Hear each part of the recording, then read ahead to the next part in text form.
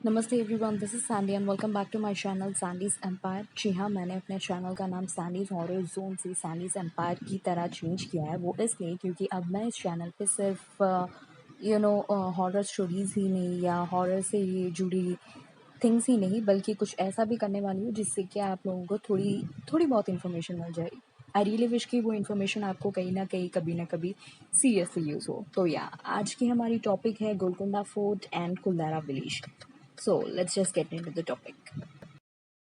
तो या आज की पहली टॉपिक है गोलकोंडा फोर्ट। गोलकोंडा फोर्ट तेलंगाना हैदराबाद में है एंड वो हैदराबाद की बहुत ही ज़्यादा फेमस प्लेस है एंड आई होप कि आप सबको इसके बारे में थोड़ा या फिर थोड़ी बहुत इन्फॉर्मेशन तो पता ही होगा। तो जो इन्फॉर्मेशन मुझे पता है उस फोर्ट के बारे में, क्योंकि मैं भी बेसिकली तेलंगाना हैदराबाद से ही हूँ, तो जो इन्फॉर्मेशन मुझे पता है मैं उससे आप लोगों के साथ शेयर करूँगी आज।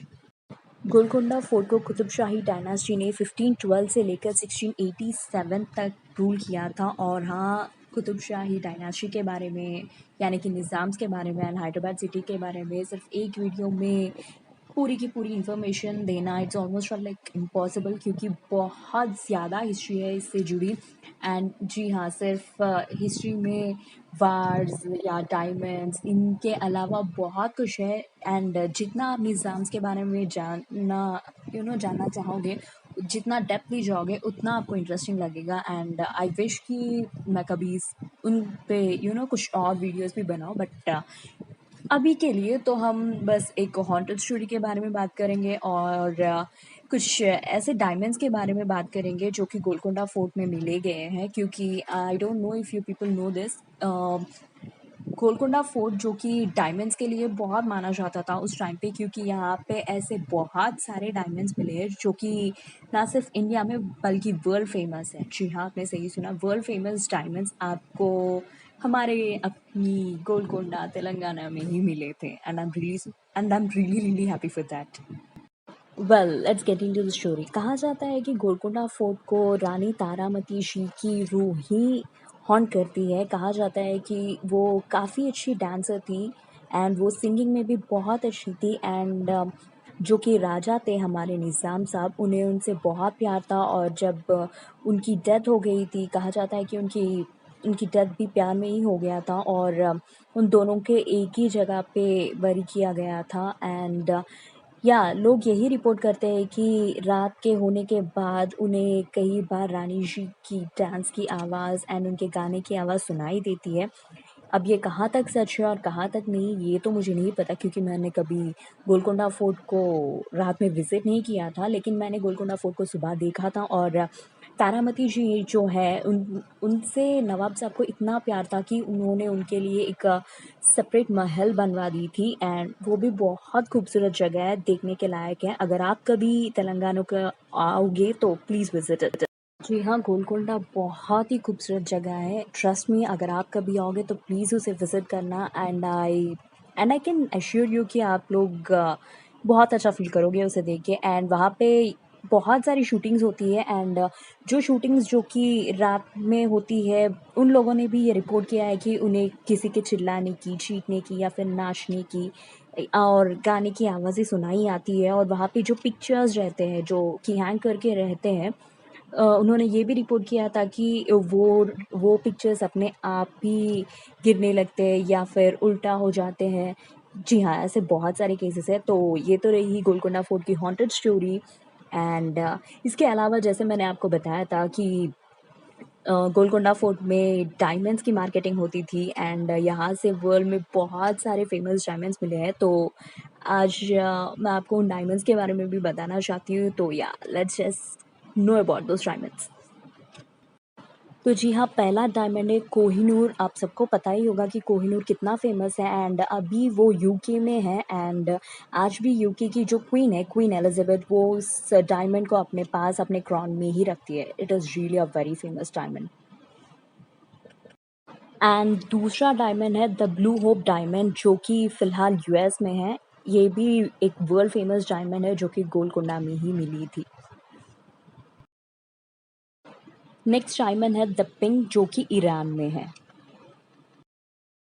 ये है द वाइट रेजेंट, जो कि फ्रांस में है अभी। ये है द ड्रेसडेन ग्रीन जो कि जर्मनी में है। ये है कलरलेस ओलाव जो कि रशिया में है। ये है द ग्रेट जैकब डायमंड जो कि इंडिया में ही है। ये है द फ्लोरेंटाइन येलो। और ये है the Akbar Shah diamond. Last but not least ये है ग्रेट मुगल डायमंड। तो ये रहे कुछ डायमंड्स जो कि गोलकोंडा फोर्ट में मिले थे। तो दूसरी टॉपिक के बारे में बात करते हैं अभी। तो हमारी दूसरी टॉपिक है कुलदारा विलेज जो कि राजस्थान में है। इस जगह को करीब 200 साल हो गए कि इस जगह पे कोई नहीं रहता। इस गांव के जो लोग थे वो लोग इस जगह को 200 ईयर्स पहले छोड़ के गए थे। तब से अब तक यहाँ कोई नहीं रहता। बस कुछ लोग अपने बकरी वगैरह चराने के लिए वहाँ लेकर जाते हैं, पर वहाँ कोई नहीं रहता। रात में तो बिल्कुल भी कोई वहाँ एटलीस्ट देखने के लिए भी नहीं जाते। कहा जाता है कि ये प्लेस बहुत ज़्यादा हॉन्टेड है। लोगों ने तो ये भी कंप्लेन किया कि यहाँ पे चुड़ैल वगैरह रहते हैं और चीखने चिल्लाने की आवाज़ें आती है। ये कहाँ तक सच है और कहाँ तक नहीं, ये तो मुझे नहीं पता क्योंकि I have never been to this place. फ़िलहाल तो इस जगह को ASI यानी आर्कियोलॉजी सर्वे ऑफ इंडिया जो है वो लोग इसे संभालते हैं। और ये हमारी कंट्री की one of the famous tourist site है। बहुत सारे लोग इसे विज़िट करने के लिए आते हैं। एंड जैसे मैंने कहा था ASI प्लेसेस में सिर्फ 6 to 6 तक ही अलाउंस रहता है। तो यहाँ पे भी आप लोग 6 to 6 तक ही विज़िट कर सकते हैं, उसके बाद या उससे पहले जी नहीं। तो इस विलेज की बैक स्टोरी ये है कि जब राजा, शहंशाह, दीवान इनका रूलिंग था तो तब सालिम सिंह या इस नाम का कोई दीवान वहाँ रहता था। और वो टैक्स वसूल करने में बहुत ज़्यादा स्ट्रिक्ट था और वो बिना बात के ही टैक्स कुछ हाई रेट्स पे ही लेते थे। एंड सब लोग उनसे काफ़ी डरते थे क्योंकि उस टाइम पे हालात ही कुछ ऐसे थे कि जो नॉर्मल पीपल थे वो इन दीवान, किंग्स इन सब से कितना डरते थे ये सबको पता है क्योंकि वो टैक्स पे नहीं करेंगे तो उन्हें पता है कि उनके साथ क्या होगा। तो ऐसी ही कुछ सिचुएशन थी कुलदारा विलेज में भी।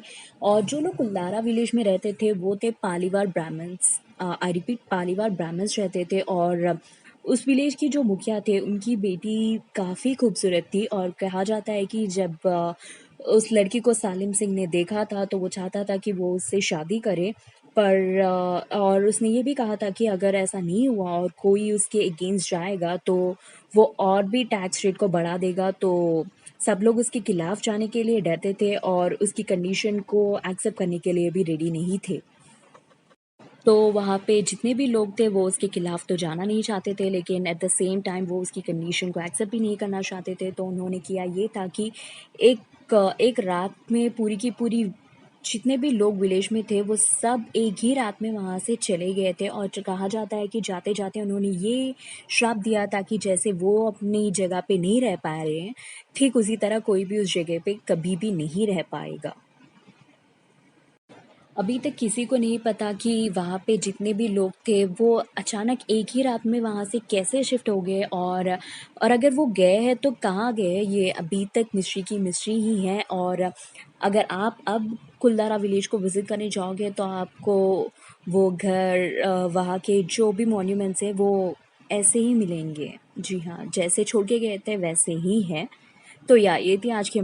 So that's it for today. I hope कि आपको ये वीडियो अच्छा लगा है। और अगर अच्छा लगा है तो लाइक कीजिए, शेयर कीजिए, सब्सक्राइब कीजिए और अपने फ्रेंड्स को भी शेयर कीजिए।